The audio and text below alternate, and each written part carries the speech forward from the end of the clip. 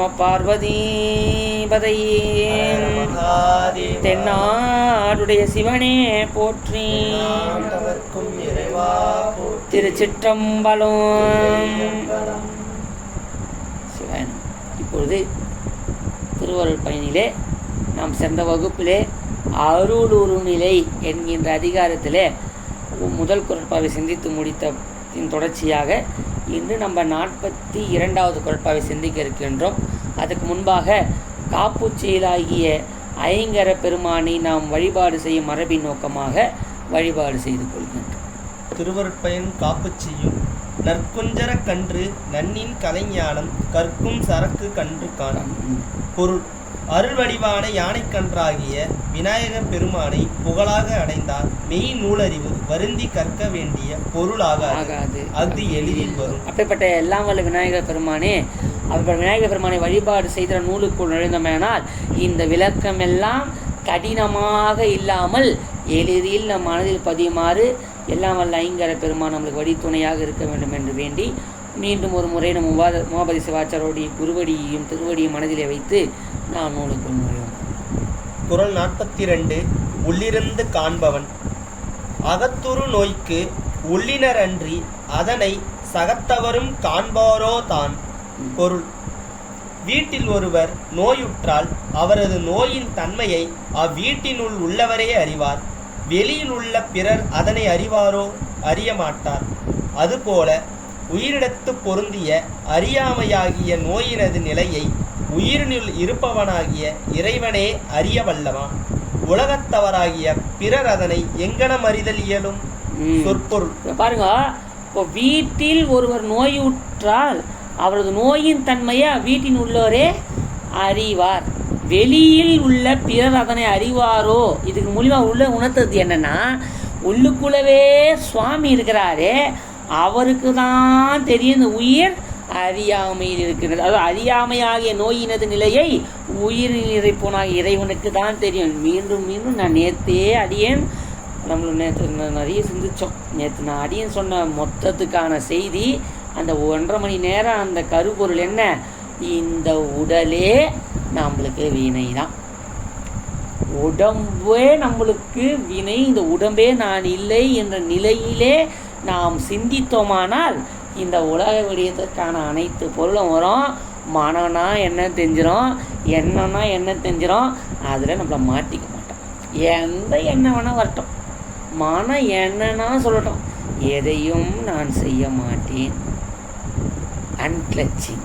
நான் அதில் அழுத்தி என்னை பிடிப்பு வைக்க மாட்டேன், கிளச் பண்ணிக்க மாட்டேன் அப்படின்னு நம்ம அந்த நிலையே நம்ம எழுதிவிடும்.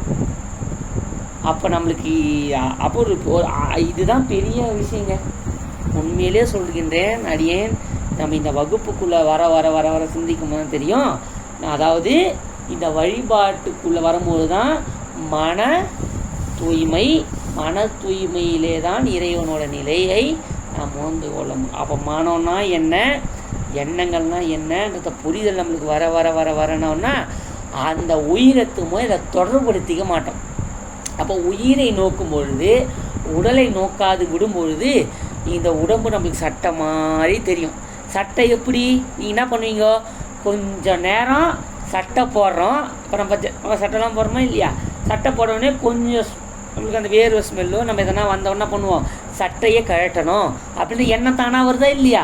உடனே சட்டையை கழட்டிட்டு புது சட்டை குளிச்சுட்டு வந்து புது சட்டை போட்டவுடனே நம்ம திருப்தியாக ஃபீல் பண்ணுறோமா இல்லையா? அதே போல் இந்த உடம்பு வேறு ஜீவான்மா வேறுன்ற நிலையை உணர்ந்த பிற்பாடு நம்ம என்ன பண்ணோம்னா இந்த உடம்பை சற்று கழட்டி வைப்பதற்கான உக்தி சுவாமி நம்மளுக்கு அது அவ்வளோ எளிதாக வராது. பல பயிற்சிகளும் பல வழிபாடுகளும் பண்ண நம்ம ஆன்மாவுக்கு எப்படி பக்குவம் வரும். அப்போனா பண்ண உடம்பை வெளியிலிருந்து ஒருவர் பார்ப்பது போல் பார்ப்போம். எப்படி? கண்ணாடியில் போய் பார்க்குறோம், கண்ணாடி எடையே தானே இருக்குது. பார்க்கும் போது நம்ம உருவம் தெரியுதா இல்லையா? பார்க்குறாள் எடையே இருக்கிறோம், கண்ணாடியில் உருவம் தெரியுது. பார்க்கும் போது உருவம் வெளியே இருக்குது, பார்க்குறாள் வெளியிருக்கிறோமே இல்லையா? அதே போல் ஆன்மா வெளியே நிற்க வச்சு இந்த உடம்பை பார்ப்போம். அப்போ நம்ம அதில் அப்படி தான் வள்ளலார் பார்த்தார். அப்போ தான் அதான் ஞானம். பாருங்க, நிலை கண்ணாடியில் அவர் அந்த விளக்கு ஏற்றி பார்க்கும்போது அவருக்கு அந்த உடம்பே தெரியல அந்த கண்ணாடியில். பாருங்கள் எப்பேற்பட்ட நிலை பாருங்கள். ஏன்னா இந்த சரீரம் பொய் அப்படின்னு அவங்களுக்கு தெரியும். இந்த சரீரமே பொய்யாச்சு. அப்போ இந்த சரீரத்தில் வரக்கூடிய எண்ணம், இந்த சரீரத்தில் வரக்கூடிய மனம், இந்த சரீரத்தில் வரக்கூடிய ஐம்புலம், இதில் இருக்கக்கூடிய ஞானேந்திரியம், கண்மேந்திரியம், அந்தகாரணம், தன்மாத்திரைகள்லாம் பொய்ன்னு தெரிஞ்ச உடனே தத்துவங்களை கடந்து ஆன்மாவோடைய அறிவிலே நின்னா உடல் சம்பந்தப்பட்ட எந்த துன்பமும் உயிருக்கு ஏற்படாது. அப்போ உடல் என்ன மாற்றங்களுக்கு ஏற்பட்டாலும் உயிர் தன் மாற்றம் எடுத்துக்க. அதை தான் இந்த பொருளை சொல்கின்றார் பாருங்க. அது எதுக்கு விளக்க சொல்கின்றார்? வீட்டில் ஒரு நோய் இருக்குதுன்னா அது வீட்டார்களுக்கு மட்டும்தான் தெரியும். கனகாம்மாவுக்கு இருக்காங்க, மங்கையர்கட்சி அம்மா இருக்காங்கன்னா யோனேசையாவுக்கு உடம்பு சரியில்லை, ஒரு வாரமாக ஜுரத்தில் இருக்கிறாருன்னு செய்தி போனால் தான் அம்மாவுக்கு தெரியும். மற்றபடி அம்மாவுக்கு தெரியுமோ? தெரியாது. அதே போல் இந்த உடலில் இருக்கக்கூடிய அஞ்ஞானமாகிய இருள் உயிருக்கே தெரியாது. இதுதான் பெரிய பொருள். உயிருக்கே தானவமான பிடிப்பில் இருக்கிறேன்னு உயிருக்கு தெரியாது. ஆனால் நம்ம என்ன பண்ணுறோம்? இண்டிபெண்டன்ஸ் டே கொண்டாடி இன்னமும் நம்ம முழு சுதந்திரம் பெறவில்லை. இன்னமும் நம்ம ஜெயில் கைதி மாதிரி இன்னமும் சிறைச்சாலையை அனுபவித்து கொண்டிருக்கின்றோன்றத சிவனைய செல்வராகிய தாங்கள் அறிவிலே வைத்து இன்னமும் நம்ம சிறைச்சாலையில் இருந்து கொண்டிருக்கின்றோம். இன்னமும் நம்ம முழு சுதந்திரம் பெறவில்லை. எப்போது முழு சுதந்திரம் அடைகிறோம்னு சொன்னால் இறைவனுடைய திருவடியை அடைகிறது. உயிரோட நிலை கேவலம், வெத்தம், சுத்தம். இப்போ இவ்வளோ நாள் நம்ம ஆன்மா கேவல நிலையாகிய ஒன்றுமே அல்ல அறிவு இல்லாத அஞ்ஞானம் என்கின்ற ஆணவ மலத்திலே இருந்தது. கருணையே வடிவாகிய இறைவன் நம்மளுடைய வினைக்கேற்ப நம்மளுக்கு தனு கரணபவனமாகிய கருவிக்கரணங்களை கொடுத்து சகல நிலை, இப்போது நம்ம உயிருக்கக்கூடிய நிலை எந்த நிலைங்க? சகல நிலையிலே நம்ம உடலை செய்து கொண்டிருக்கின்றான். இந்த சகல நிலையில் இருக்கக்கூடிய நாம் மீண்டும் எங்கே முன்னேற பார்க்க வேண்டும் என்று சொன்னால் முக்தி நிலையாகிய சுத்த நிலை எய்த வேண்டும் என்று நினைக்க வேண்டுமே ஒழிய மீண்டும் கேவல நிலையை சென்று இருக்கக்கூடிய நிலையை நாம் நினைத்து கூட பார்க்கக்கூடாது. அந்த நிலையை நம்ம ஒருபோதும் செய்யக்கூடாது. ஒரு செயற்காடியிலே இருக்கக்கூடிய ஒரு புழு, ஒரு மலத்தை உண்ணக்கூடிய ஒரு புழு, அதை எடுத்து ஒரு நல்ல ஆற்றிலே ஒரு குளத்திலே விடுகிறது என்று சொன்னால் அந்த குளத்தில் இருக்கக்கூடிய புழு மீண்டும் நான் சமுத்திரத்தை காண வேண்டும் என்று இச்சைப்பட வேண்டும் ஒழிய ஆஹா சேரே நம்மளுக்கு நன்னா இருக்குதே, அந்த மனம் நான் நல்லா பிடிச்சிருக்குதே, மீண்டும் சேற்றிலே நான் விரும்புவது போல நாம் எல்லாம் விரும்பி கொண்டிருக்கிறோம். மீண்டும் மீண்டும் மீண்டும் இந்த இன்பமே நினைக்கிறோமே. நம்மளுடைய சைவர்கள் இதுக்கு என்ன பேர் வச்சுக்கிறாங்க? மலம்னு பேர் வச்சுக்கிறாங்க. இந்த உலகியல் வாழ்க்கை எதை பேர் வச்சுக்கிறாங்க? மலம். நீங்கள் பார்த்து சைவ சித்தாந்தம் எடுத்து பார்த்தீங்கன்னா தெரியும். மும்மலம், ஆணவம், கண்மம். இன்னும் நம்மளுக்கு 2 மலம் இருக்குது.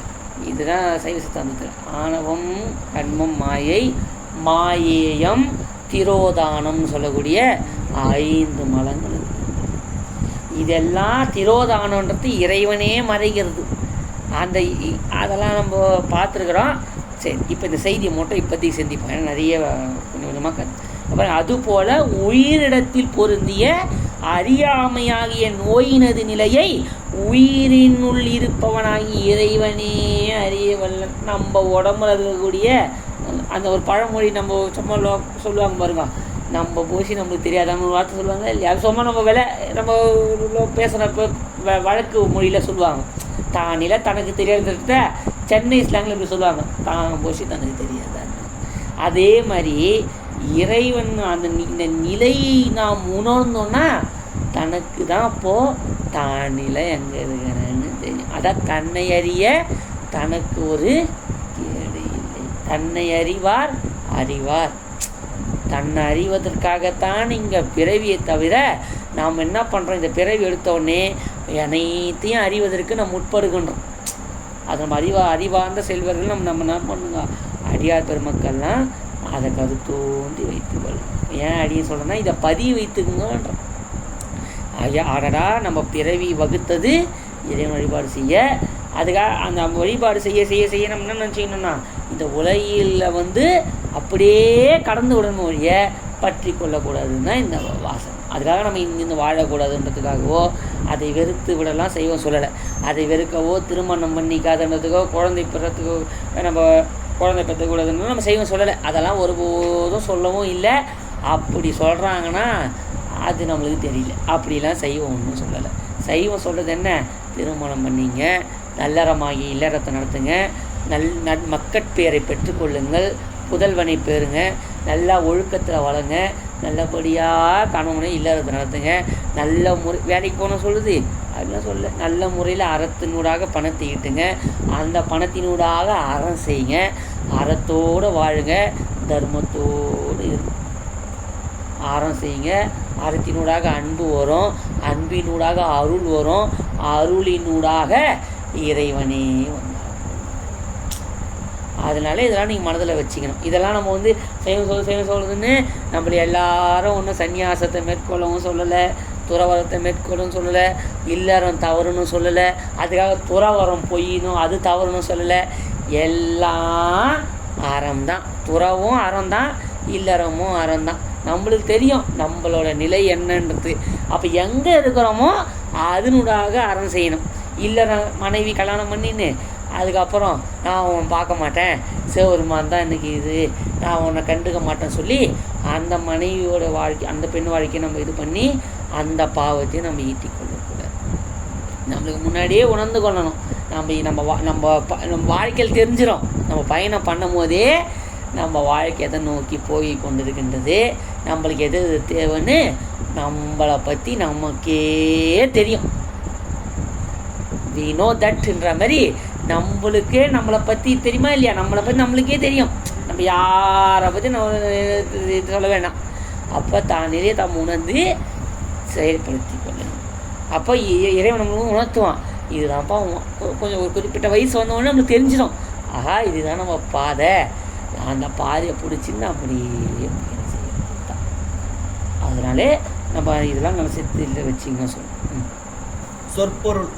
அகத்து வீட்டில் உள்ளார்க்கு உரு உற்ற நோய்க்கு நோயினது நிலையை உள்ளினர் அன்றி அவ்வீட்டினுள் இருப்பவர் அறிவரே அன்றி அதனை சகத்தவரும் வெளியில் உள்ள பிறர் காண்பரோ அறிவாரோ அறிய மாட்டார். அதுபோல அகத்து உயிரின் அகத்து உரு பொருந்திய நோய்க்கு அறியாமையாகிய நோயினது நிலையை உள்ளினர் அன்றி உயிரினுள் நிற்பவனாகிய இறைவனே அறிவான்.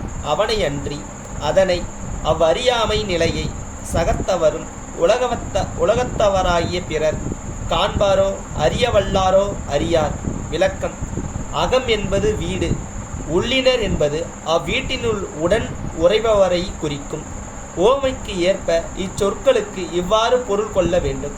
இனி ஓமேய பொருளுக்கு ஏற்ப அகம் என்பதற்கு உயிர் எனவும் உள்ளினர் என்பதற்கு உயிரின் உள்ளே உறைபவராகிய இறைவன் எனவும் பொருள் கொள்ள வேண்டும். பெரிய பதவியில் உள்ள அதிகாரி ஒருவர், அவருக்கு அன்று தாங்க முடியாத தலைநோவு, அதனால் அலுவலகத்திற்கு செல்லவில்லை. அவரது மனைவிக்கு மட்டும்தான் நோய் பற்றி தெரியும். அவள் தன் கணவருக்கு அருகில் இருந்து வேண்டும் உதவிகளை செய்து கொண்டிருந்தாள். நோய்க்கு உரிய மருந்துகளை கொடுத்தார், அதற்கேற்ற முறையில் உணவு செய்து கொடுத்தார். இதற்கிடையில் வெளியே பல இடங்களிலிருந்து பல மனிதர்கள் அவரை தேடி வந்தார்கள். பரிந்துரை கடிதம் கேட்டு சிலர் வந்தார்கள். தமது குறைகளை முறையீடு செய்ய சிலர் வந்தார்கள். அவரது அலுவலக பணி தொடர்பாக சிலர் வந்தார்கள். ஆனால் அவர்களுக்கெல்லாம் அவரது நோய் நிலை பற்றி தெரியாது. வெளியிலிருந்து ஒரு காரியமாக வந்தனர், பேசினர், சென்றனர், அவ்வளவுதான். அவரது நோய் நிலை பற்றி தெரிந்தவர் ஒருவர்தான். அந்த வீட்டில் உடனிருந்த அவரது துணைவியார்தான் அந்த ஒருவர். இதுவரை சொன்னதை ஓமையாக கொண்டு செய்யுளின் பொருளுக்கு வருவோம். உயிரை ஒரு பெருநோய் பிடித்து வருகிறது. அதுதான் மலமாகிய நோய். உயிரின் உடனிருப்பவனாகிய இறைவன்தான் அந்த நோயின் தன்மையை அறிவான். அந்த நோய்க்கு ஏற்றவாறு அவன் வினைபோகம் ஆகிய மருந்தினை ஊட்டி வருகிறான். இவற்றால் மலமாகிய பிணி சிறிது சிறிதாக தேய்ந்து வரும். அறியாமை தேயாதிருக்கும் பொழுது உயிருக்கு அருளின் மீது நோக்கம் செல்லாது, உலக நாட்டமே மிகுந்திருக்கும். அந்த நிலையில் அவ்வுயிருக்கு அருளை உணர்த்தி என்ன பயன்? பசி ஏற்படாதவனுக்கு உணவை வழங்கினால் அது அவனுக்கு பயன்படுமா? தாகம் எடுக்காதவனுக்கு தண்ணீர் தரலாமா? அதுபோல அருள் வேட்கை இல்லாதவருக்கு அருளை உணர்த்தி பயனில்லை. அது பற்றியே அறியாமை தேயாத பொழுது அருளை உணர்த்துவது குற்றம் என்று சொல்லப்படுகிறது. நம்ம நல்லா புரிஞ்சுக்கணும். அதாவது சும்மா நம்ம இது பெரிய ஞான நூல், இந்த ஞான நூலை விரும்பி கேட்போருக்கு தான் இது உபதேசம் பண்ணணும். இப்போ ஐயா வந்துருக்குறாங்க, அம்மாலாம் வந்துருக்கீங்கன்னு சொன்னால் இது அடியேனே உங்களை வலுக்கட்டாயமாக பிடித்து தருவதற்கான ஒரு நூல் இது இல்லை. ஏன்னா இது வற்புறுத்தி ஊட்டக்கூடிய ஒன்றும் இல்லை. இது ஒன்றும் வேப்பிலை கசப்புலாம் இல்லை. சும்மா அப்படி கரைச்சி உள்ளே ஊற்றி விட்டா குழந்தைக்கு மூக்கை பிடிச்சி அம்மா ஊற்றி விடுவாங்க, குழந்தைக்கு நோய் போகணுன்னு. அது வேலை செஞ்சிடும். ஆனால் இது வேலை செய்யணும் ஏன்னு சொன்னால் அது உடம்புல ஏற்பட்ட நோயை வேணால் போக்குமே ஒழிய வேப்பிலை ஆன்ம நோயை எந்த வேப்பிலையாலும் போக முடியாது. இதுவே நல்லா சிந்திச்சிங்க. உயிருக்குன்னு எதனா மருந்து இருக்குதோ? உயிருக்குன்னு எதனா மெடிசன் எவ்வளோ கண்டுபிடிச்சிட்டாங்க. போன உயிரை கொண்டு வரதுக்கு ஒன்றும் இல்லையே. அப்படி இருந்ததுன்னு சொன்னால் இனி நாட்டில் இறப்பே இல்லை. எல்லா செல்வந்தர்களும் பல இன்வெஸ்ட்மெண்ட் பண்ணி அது எப்பேற்பட்ட மிஷின் அதெல்லாம் வாங்கி போட்டிருப்பாங்க. ஆமாவே இல்லையா? ஆமாம். அதனால் அப்பா என்ன தருது? இன்றைக்கும் ஜுரம்ன்றான்.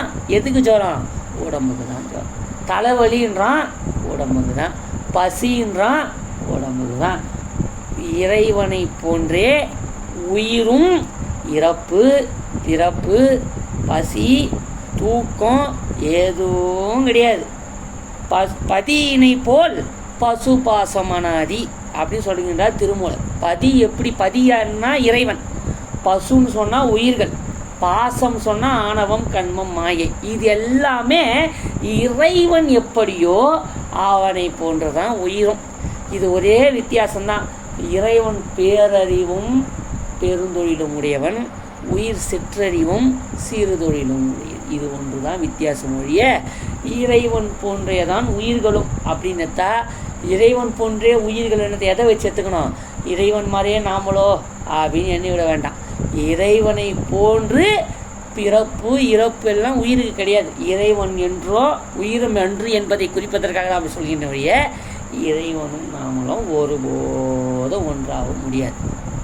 ஏன்னா இறைவன் பிறப்பு இறப்பிற்கெல்லாம் அப்பாற்பட்டவன் இறைவன். உயிர் பிறப்பு இறப்பிற்கே உட்பட்டு பல இன்பத் துன்பங்களை அடைந்து கொண்டிருக்கின்றது உயிர். அதே மாதிரி உயிர் முக்தியிலும் இறைவன் உணர்ந்தாது எதையுமே செய்ய தகுதியற்றது உயிர். நல்லா புரிஞ்சுங்க சிவனைய செல்வர்களே. இது உங்களுக்கு எப்படி சொல்வதுன்னு சொன்னால், உயிர் அறிவுள்ள பொருள், ஆனால் தானாக இயங்குவதற்கு தகுதியற்றது உயிர். அது செயல்பட ஒரு கருவி தேவை. ஆனால் இறைவன் அப்படி அல்ல. இறைவன் யாதொரு கருவியும் இல்லாமல் தானாக அனைத்தையும் செய்ய வல்லவன். சர்வக்ஞன் சர்வகிருத்தன்னு அவன் 2 இருக்குது. இருந்த இடத்துலேருந்து எதையும் செய்பவன், எவற்றையும் அறிபவன். சர்வக்ஞன் அனைத்தையும் அறிந்தவன், சர்வகிருத்தன் அனைத்தையும் செய்தவன். உயிர் இங்கே இருக்குதா? இங்கே தான் இருக்கிறேன். இவனே செய்ய இங்கே இருந்துங்கன்னே எங்கள் அம்மா கடையை பார்க்க முடியுமா? என் கம்பெனியில் என்ன நினைக்க தெரியுமா? தருண் ஐயா என்ன நினைக்கிற தெரியுமா? ஐயா நினைக்க தெரியுமா? மங்கை ரகசியம் என்ன நினைக்கிறாங்க தெரியுமா? இந்த மங்கை ரகசியம் அங்கே இருக்கிறாங்க. வீட்டில் பொண்ணு தோசை ஊற்றுதான் தெரியுமா? இப்போ தருண் இங்கே இருக்கிறாரு. அப்பா வீட்டில் படம் பார்க்குறாரா? வீட்டில் என்ன பண்ணுறது தெரியுது. ஆனால் இறைவன் அனைத்தையும் தெரிந்தவன். அதுதான் உயிருக்கும் இறைவனுக்கு அது ஒரு லட்சம். அதனால் அடியார்கள் புரியணும். ஆமாம். இது ஏன் அடியும் சொல்ல வந்தேன்னா, அப்போ உயிர் அறியாமை எப்படி இருக்குது? பசி ஏற்படாத ஒருவனுக்கும் அதனை போதிப்பது தகுதியற்ற நிலை. இது எப்படி? ஒரு குருட்டு ஒருத்தர் இருக்கிறான். அவன் கையில் வைரத்தை கொடுத்தாலும் ஒன்று தான், கல்லை கொடுத்தாலும் ஒன்று தான். அவனுக்கு எது வைரம் எது கல் தெரியாது. அதுபோல் அதான் சொல்கிறார் பாருங்க, குருட்டினோடு ஒக்கும். அந்த குருடு போல அது அவனுக்கு என்ன தெரியாதுன்னு சொன்னா, அவனுக்கு அந்த ஞானத்தோடைய பக்குவ நிலை தெரியாது. ஏன்? அவன் சதா இந்த உடம்பு தான் நான், இதெல்லாம் நான் தான் அப்படின்னு இந்த உடம்பே வச்சுருந்து ஆளக்கூடிய தன்மை தான் இருப்பான். ஆனால் அவன் தெரியாது. அதனால் அவங்களாம் தெரியாது. அவங்களுக்குலாம் உபதேசம் பண்ணி பயனற்று போயிடுச்சு. இனி அறியாமை தேய்ந்த நிலைதான் பக்குவம் எனப்படும். பக்குவம் உடையவர் அருள் ஒன்றையே நாடி நிற்பர். அப்படிப்பட்டவருக்கு அருளை உணர்த்துவது இன்றியமையாதது. அதாவது சிவபெருமான் அடைய தெரியும். அடி என்ன இருக்குங்க, நான் அடியன்னு பார்த்தீங்கன்னா இந்த அருளியலுக்கெல்லாம் வரத்துக்கு முன்னாடி சிவ வழிபாட்டில் இருக்கிறதுக்கு விதம். ஆனால் இறைவனோட திருவருள், நம்மளுக்கு குருநாத் திருவருள்லாம் ஏதோ இளமையிலேருந்தே எங்களை திருவருள் அப்படி வச்சுருந்தது. அது எதுன்னு தெரியல, அது இறைவன் திருவருள் தான் அது. ஏன்னா நம்ம வேற எதுவும் சொல்ல முடியாது. நம்ம இதில் நம்மளுடைய சாதனையோ முயற்சியோ ஒன்றுமே இல்லைன்னு மாணிக்க சொல்லுவார். தான் தனக்கு அன்பின்மை தானும் நானும் தானும் அறியும். அது எனக்கு நல்லாவே தெரியும். அவன் மேலே அன்பு எனக்கு துளியும் இல்லைன்னு தெரியும். நான் அவனுக்காக எதையும் செய்யலை இன்னி வரைக்கும்னு எனக்கு தெரியும். ஏன்னா என்னோட நிலை எனக்கு நல்லாவே தெரியும். அவன் இயக்கி கொண்டு இருக்கின்றான், நான் இயங்கி கொண்டு இருக்கின்றேன்றத அன்னிலிருந்து இன்னி வரைக்குமோ அந்த மனநிலையை சுவாமி தந்திருக்கின்றான். அது நல்லா புரியும். அப்போது அந்த அருளியில் வரும்போது என்ன தெரியும்னா, நாட்டம் எதுலேயுமே போகாது. சினிமா பார்க்க தோணாது, ஒரு படம் பார்க்க தோணாது, ஃபோன் எடுத்தாலும் சத்சங்கம் பார்க்க தோணும், ஃபோன் எடுத்தாலும் திருவாச தேவரம். சும்மா இருக்கும் போதெல்லாம் ஐயோ இந்த நேரத்தை ஆன்மா உய்வதற்கு பயன் பெறலாமே. இப்போது ஒரு பிஸ்னஸ் மைண்டில் இருக்கிறவங்களுக்கு என்னங்க தோணும், இந்த டைமில் வீட்டில் 2 ஹவர் சும்மா இருக்கிறோம், இந்த டைமில் ஒரு காலாங்கடை போட்டா, இது இந்த டைமில் ஒரு கற்பூர மிஷின் வாங்கி நான் டை அடித்தா ஒரு 1000 சம்பாதிக்கலாமே. வீட்டில் ஒரு பெண்ணு தான் நினைப்பாங்க, பிஸ்னஸ் மேன் இருந்தால் இந்த டைமில் ஸ்டிச்சிங் பண்ணால் ஒரு தையல் மிஷின் வாங்கி வச்சுட்டு நம்ம ஸ்டிச் பண்ணுவோம். இல்லை சும்மா இருக்கிறத கொக்கி கட்டி கொடுப்போம். இல்லை எதனா ஒரு அப்பளை வடம் போட்டு ஊறுகாய் போட்டு விற்போம் அப்படின்னு பிஸ்னஸ் ஸ்டார்ட்லேயே இருக்கும். அது ஒரு பிஸ்னஸ் மேனுங்க. ஒரு சரி ஒரு சொற்பொழிவாளருக்கு என்ன தோணுன்னா, வீட்டில் இருக்கும்போது பல நூலை படித்தா இந்த கருத்தெல்லாம் சொல்லி தன்னோட இதை காட்டலாமே அப்படின்னு தோணுமா இல்லைவா?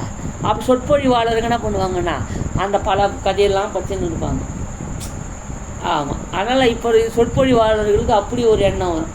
சரி, இந்த ஒரு சமையல் பண்ணுறவங்க செஃப்புங்களா இருந்தால் கத்திரிக்காய் வச்சு இப்படி பண்ணலாமா, அப்படி பண்ணலாமா, ஒரு மாங்காய் வச்சு என்னென்னலாம் பண்ணலான்னு, தேங்காய் வச்சு என்னென்னலாம் பண்ணலான்னு அந்த எண்ணங்களே வரும். எண்ணம் வருதா இல்லைங்களா ஐயா? அந்த எண்ணங்கள் வந்துக்கினே இருக்குது. அப்போ ஒரு ஆசிரியர் நினைப்பார், வீட்டில் இருந்தால் யோசிப்பார், இப்படி பாடம் எடுத்தால் எப்படி இருக்கும், இப்படி பாடம் எடுத்தால் பசங்க எப்படி கவர்றது அப்படின்னு எண்ணம். அப்போ எல்லாருக்கும் அந்த எண்ணம் இது. அருளா இறைவனே இருக்கக்கூடிய பக்குவம் அதை சொல்கிறாங்க. இனி அறியாமை தேய்ந்துன்னு சொல்லுகின்றார். எறும்பு ஊற கல்லும் தேய்ந்தால் போல அறியாமை நம்ம ஆன்மாவோட தேய்ந்து கொண்டே இருக்கும்.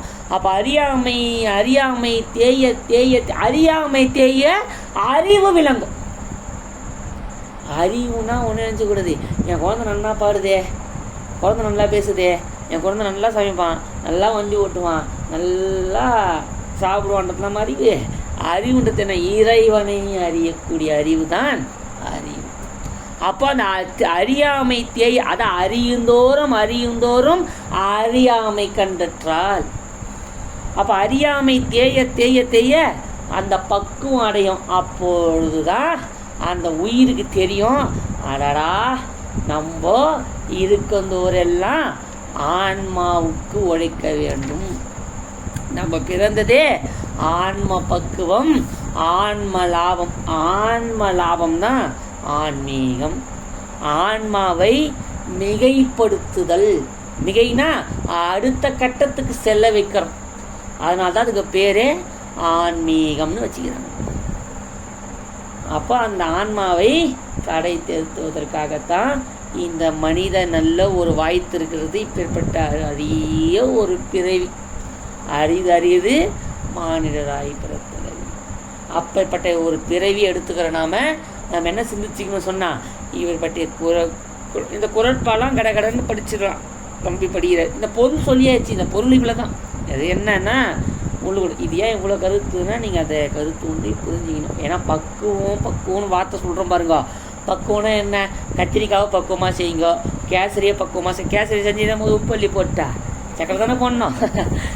மிளகாத்தூள் கொஞ்சம் அதிகமாக வச்சேன்னா சரிதான், காரமாக இருக்குதே என்ன செஞ்சேன் எங்கள் அம்மாவை திட்டேன் நான். எனக்கு பொதுவாகவே காரம் அதிகமாக பிடிக்காது. அப்போ என்ன சொல்கிறான்? அப்போ அந்த பக்குவம்னா என்ன அர்த்தம் சொன்னான்? அப்போ என்ன தெரியுது? அந்த பக்குவம் என்னன்னா அறியாமை தீங்கு. அப்போ அந்த உயிருக்கு ஒரு பக்குவம் வரும். என்ன இருக்கந்தோரெல்லாம் இறைவனை அடைவதற்காகத்தான் இருக்குது. நம்ம தெரிஞ்சிடனே எப்படி ஒரு பிஸ்னஸ்மேன் பிஸ்னஸை பற்றி யோசிக்கிறாரோ, அப்போ உயிர் தனியமையில் இருக்கும்போது கூட ஆஹா இந்த நேரத்தில் இறைவனை சிந்திக்கணும் தானாக வரும். அதுதான் பிரச்சனை. அது பெரிய முக்கியம். நம்ம நினச்சி தான் வரணுன்றது இல்லை, தானாகவே ஓடும். இது எப்படி ஓடும்? ஒரு பசு ஓட்டிக்கின்னு போவோம், கன்று வீட்டில் இருக்கோம், பசுவை அவிழ்த்து விட்ட உடனே தான் கன்றை தேடி வந்து நாவினால் நிற்கி அதுக்கு பாலை கொடுன்னு யாருமே சொல்லலை. அந்த பாசம் எப்படி இழுத்து ஆட்கொள்கின்றதோ அதே மாணிக்க வாசகர் அற்புதமாக சொல்கின்றார். நுந்து கன்றாய் இங்கிருந்து. அப்போ அந்த கன்று போல அந்த தாய் பசு வந்து கன்றை பார்ப்பது போல நம்மளுடைய ஆன்மா சங்கரனை நாடுவதற்கான ஏக்கத்தோடே இருக்கும். பசி எடுப்பவனுக்கு உணவு, தாக வேட்கை வந்தவனுக்கு நீர் போல ஆன்மா வேட்கை வந்தவனுக்குத்தான் இறைவன். நான் சத்தியமாக சொல்கின்றேங்க, 6 கோடி ஜனங்கள் நாளைக்கு ஐயா கூட ஒரு முயற்சி பண்ணி பாருங்க. நான் இவனை செய்ய சொல்கிறது தான் உண்மையாக இருக்குமான்னு. ஒன்றும் இல்லை, ஃபுட்பால் விளையாடுகிறாங்கல்ல, ஒருத்தனை கூப்பிட்டு 5 நிமிஷம் ஃபஸ்ட்டு உட்கார வைங்க. என்னடா இவனை செய்ய ஏதோ சொல்கிறாருன்னு நினைச்சிங்க, உட்காராதுங்க. இது ஏதோ நான் சொல்கிறதுக்காக, நான் ஏதோ பெரிய பக்குவப்பட்டுன்றதுக்கோ, நான் ஏதோ பெரிய சொற்பொழிவாள சத்சங்க சொல்லிக்காதீங்க. எனக்கு ஒன்றுமே தெரியாது. அது உண்மை. இன்னி வரைக்குமோ எனக்கு ஒன்றுமே நான் இயல்பான ஒரு ஆள் தான். ஏன் அப்படின்னா இது எது இறைவன், இதுதான் செய்தி. இப்போது நான் அன்றைக்கே நம்ம சத்சங்க சொன்னேன், மேக்ஸ் எவ்வளோ ஒன்றா போடலாம். நான் 14 சாஸ்திரம் படிச்சுட்டோங்க, நான் பண்ணி திருமுறை படிச்சுட்டேங்க. என்ன பையனு படிச்சுட்டீங்க? என்ன பையனு? நான் சுவாமியின் 3 வேளை அபிடேகம் செய்கின்றேன், சாமி சத்சங்கம் படிக்கின்றேன், திருவாசகம் படிக்கிறேன், தேவாரம் படிக்கிறேன், உழவாரம் பண்ணுறேன். இது எல்லாம் எதுக்குன்னா ஆன்ம பக்குவத்தானே தவிர அந்த எண்ணங்களை கூட கழட்டி விட வேண்டும். இந்த நூலை நான் படித்தவன் என்கின்ற எண்ணம் கூட ஒரு ஆணவத்தை உருவாக்கிவிடும். நூலோடைய துணை எதுக்குன்னா கழட்டி விடுவதற்காக தவிர இந்த நூலோட வேலை அத்தோட முடியும். ஒரு இதுக்கு இன்னொரு விளக்கம் சொன்னால், ஒரு மாப்பு இருக்குது, மாப்பை துடைக்கிறோம், துடைச்ச உடனே அதை வச்சுட்டு அந்த தரையை பயன்படுத்திக்கிறோம். அதுபோல் இந்த நூல்லாம் அந்த மாப்பு மாதிரி தான் உதாரணம். அந்த க்ளீன் பண்ணுறது எது? அறியாமையை துடைத்துட்டா அறிவு உயிரிலே இருக்குது. மங்கை ரசியமாக இருக்கட்டும், ஐயாவாக இருக்கட்டும், தருண் ஐயாவாக இருக்கட்டும், அம்மாங்களாம் இருக்கட்டும், இவங்க எல்லாருக்குள்ளேயுமே அறிவு இருக்குது. அறிவு இயல்பாகவே உயிருக்கு இருக்குதுங்க. ஒருபோதும் அது வராது. பிறந்தா இறக்கம், வந்தால் போவோம், அது வராது, உள்ளவே இருக்குது. அதை வெளிக்கொண்டு வர ஒரு வேலை தான் இந்த ஞான நூல்கள் எல்லாம் பண்ணுது. அப்போது இந்த நூலுக்கான வேலை அங்கேயும் நல்லா புரிஞ்சுங்க. சைவ சித்தாந்தம், சாஸ்திரம், தோத்திரம்லாம் படிப்பது எதற்காகனா நம்மளுக்கு உலகக்கூடிய இறைவனை உணர்ந்து கொள்வதற்காக தான். அதுதான் சொன்னேன், மேக்ஸ் எவ்வளோ வேணால் போடலாம். ஃபார்முலா எவ்வளோ இருக்குங்க? a² + b² = a + b ² நம்ம போடுறோம் ஃபார்முலா. இதை வச்சு ஒரு 2 பக்கத்துக்கு மேக்ஸ் போடலாம். இந்த மாதிரி பல ஃபார்முலா நாங்கள் படிச்சிருக்கிறோம் காலேஜ் படி. அப்போ எவ்வளோ தாண்டி வந்துக்கிறோம். அப்போ ஃபார்முலா இவ்வளோ தாங்க இருக்கேன். ஃபார்முலாவுக்கு தமிழ் என்ன? சூத்திரம். அப்போ அதுதான் 12 சூத்திரத்தை கொண்டது சிவஞான போதம். 12 ஃபார்முலா. அந்த ஃபார்முலா உள்ளவாறு மனசில் நிறுத்தத்துக்கும் படிக்கிறதுக்கும் பக்குவம் இருக்குது. மனசில் பதிகிறதுக்கும் ஒரு பக்குவம் இருக்குது, அதை புரிகிறதுக்கும் பக்குவம் இருக்குது, அறியறதுக்கு ஒரு பக்குவம் இருக்குது, உணர்றதுக்கு ஒரு பக்குவம் இருக்குது. சில பேர் படிக்கிறதுல நிற்பாங்க, சில பேர் மனப்பாடம் பண்ணி தெளிவாக சொல்லுவாங்க. அவன் அவள் அது என்னும் மூவினமின் தோற்றிய திதியை ஒடுங்கி மலத்தில் விழுதாம அந்த மாதிரி என்பனால் புலவர். என்னம்மா சொல்கிறது தெரியுமா? அது ஒரு நிலை. சரி, என்ன தான் சொல்லியிருக்கிறாரு? அவன் அவள் அது இன்னும் உற்று பார்த்தா இந்த உலகம் ஆண் பெண்ணு அது என்னும் மூவினை மேலே தோற்றி உலகம் இருக்குது, அந்த மாதிரி என்பனார் புலவர் அப்படின்னு உலவாறு இந்த உலகத்துடைய தோற்றத்தை பற்றி முதல் சூத்திரத்தில் சொல்லியிருக்கார். உலகம் இறைவனை அடி ஒட்டியே தொடங்குகின்றது, அது எப்படி வினையின் முறையாக இருக்கின்றதுன்னு அந்த இப்படி ஒரு சாரை சொல்லுவாங்க. சரி, இதுவும் முடிஞ்சுது. இன்னும் சரிண்ணா இருந்துச்சா? இது இறைவனை பற்றி தான் அவர் சொல்கிறார். இது ஒரு நிலை. ஒன்றுன்னா அவர் சொன்னது என்ன? இறைவன் அவனால் தான் அனைத்தும் நடக்குதுன்னும் போது சிவன் நம்மளுக்குள்ளேயே இருக்குதுன்றது உள்ளவாறு உணர்ந்துட்ட பிறகு இந்த நூலுக்கான பயனெல்லாம் அங்கேயும் முடிவு. இது ஏன் அப்படின்னு சொல்கிறேன்னா, நூல்களுக்கும் நம்ம ஞானத்துக்கும் எந்த சம்மந்தமும் இல்லை. அப்படின்னு பார்த்தா 63 நாயன்மாரும் திருவாசகம் படிக்கலை, 63 நாயன்மாரும் தேவாரம் படிக்கலை. அவங்க 2 பேர் பாடல் பாடியிருக்கிறாங்க. ஆனால் 63 நாயன்மாரும் சிவஞான போதமோ சாஸ்திர நூலும் படித்திருக்கலாம். ஆனால் படித்தே இருக்கிறாங்கன்னு சொல்ல. நந்தனார் சிவஞான போதம் படித்தார். அப்போ என்ன தெரியுது? இது சொல்ல முடியுமோ வந்தோடனே இவனே செய்ய எங்கள் ஐயா தான் சொன்னாருங்க, இதுக்கு அதுக்கு சம்மந்தம் இல்லைன்னு இந்த நூலை படிக்காமல் இருக்கிறதுக்காக நான் சொல்ல வரல. இந்த நூலுக்கும் ஞானத்துக்கும் சம்மந்தம் இல்லைன்றது தான் என்னோடய கோட்பாடு ஒழிய இந்த நூலை படிக்கக்கூடாதுன்றது என் தர்க்கம் கிடையாது. இந்த நூலை படித்தோன்ற ஆனால் நம்மளுக்குள்ள வந்துடக்கூடாதுன்னா இந்த நூலை படிக்கிறதோ நான் சொல்லியிருந்தது. ஏன்னா இந்த நூலெல்லாம் ஆரம்பத்தில் போகும்போது நான் மட்டும் விதி விலக்கா என்ன அதெல்லாம் வரதான் செய்யுது. நான் சைவ சித்தாந்தத்துக்குள்ளே சரியாக பார்த்தீங்கன்னா 2015 சைவ சித்தாந்தத்துக்குள்ளே நான் நுழையிறேன் இறைவன் திருவள்ளாறு. அப்போ நுழையும் பொழுது என் தந்தை யார் எனக்கு உபதேசம் செய்தது? பதி பசு பாசம்னு இந்த 3 ஃபார்முலா மட்டும்தான் எனக்கு உபதேசம் செய்த. அந்த ஃபார்முலா உள்ளவாறு என்னை தூங்க விடாமல் பதி பசு பதி பசு பதி பசுன்னு எனக்குள்ளே எழுந்த ஒரு வேட்கை, எனக்குள்ளே அந்த இறைவன் உணர்த்திய அந்த செய்தி தான் இன்னமும் சொல்கிறேன். சைவ சித்தாந்த 14 சாஸ்திரமோ 12 திருமுறையோ ஒன்றத்தையோ முழுசாக படித்தவன் ஒன்றும் கிடையாது. அதே மாதிரி இன்றைக்கும் ஒரு இது சொல்லுது ஒன்றுமே இல்லாத ஒன்று தான். அப்போது இதெல்லாம் எது? அந்த உள்ளவாறு அதுதான் மெய்ப்பொருள் சுவாமி திருவள்ளுவர் உணர்த்துச்சின்னு சொன்னால் அனைத்து செய்தியும் நம்மளுக்குள்ளே வரும். இது எப்படி ஐயான்னு சொன்னீங்கன்னா, இதுதான் சூட்சுமம் அப்படின்றத சுவாமி உள்ள உணர்த்தினார்னா அனைத்து செய்தியும் வரும். ஞான சம்பந்தர் ஓதாம இல்லையா? எப்படி பண்ணார்? மெய்கண்டா இருக்கிறாரு, எப்படி படித்தார்? சிவஞான போக சொன்னார்ல, திருவள்ளுவர் பையன் ஏற்ற உமாபதி சிவாச்சாரியார், ஏற்றி அவர் உமாபதி சிவாச்சாரி, அவருக்குள்ளேருந்து சொன்னவர் யார்? அப்போ இவ்வளவோ ஒரு உள்ளேருந்து வந்ததுன்னா உள்ளே இருக்கிறது யார்? சிவம். சிவமே உள்ள உணர்ந்த பிற்பாடு அனைத்தும் பொருள். அப்போ இந்த நூலெல்லாம் உள்ளுக்குள்ளவே ஓடும். அப்போ அந்த புக்கை படிக்க எனக்கு உண்மையாக அடியன் நான் முதல்ல சிவஞான போதும் நான் எடுத்து படிக்கும் போது உண்மையே சொல்கிறேன், எனக்கு ஏற்பட்ட ஆன்ம அனுபவம்னா ஏற்கமே இதை படித்தா மாதிரி சில அனுபவங்களாம் எனக்கு ஒரு சில குழப்பம் ஏற்பட்டுச்சு. அப்படி சில சொன்னேன், இதெல்லாம் எனக்கு படித்தா மாதிரியும் ஒரு ஃபீலிங் இருக்குதுப்பா. நான் இத்தனையும் பாருங்க, பெரிய ஆசிரியர்கிட்டலாம் ரொம்பலாம் போய் சென்றுலாம் நான் வகுப்புலாம் படிக்கலை.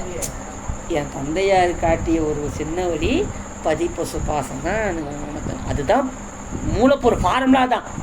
பதி பசு பாசம் தான் ஃபார்முலா. அந்த ஃபார்முலா ஐயா பதி பசு பாசனே என்னன்னு தெரியலையே.